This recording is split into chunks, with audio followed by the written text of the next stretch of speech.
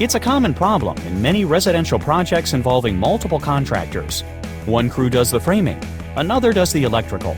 The insulation guys show up and get the place all buttoned up for winter. Except, guess what? The insulation guys didn't notice the cable tacked to the framing, and they just insulated over it. And of course, everything looks good to the sheetrockers, so the project just proceeds to finish with everyone doing their jobs. Nice color. What is that? Periwinkle? Very fashionable. Then, by the time the mistake is discovered, it's way too costly to bother fixing. So let's back up, back to the root of the problem. Today, most electricians attach their cables to the closest anchor point and simply assume that everyone down the line will see the cables. Unfortunately, that's not always the case.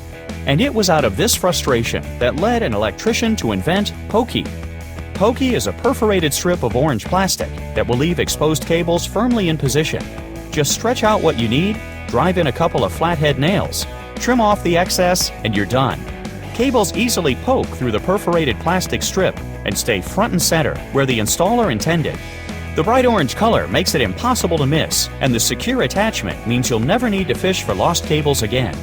Pokey. Tame your cables.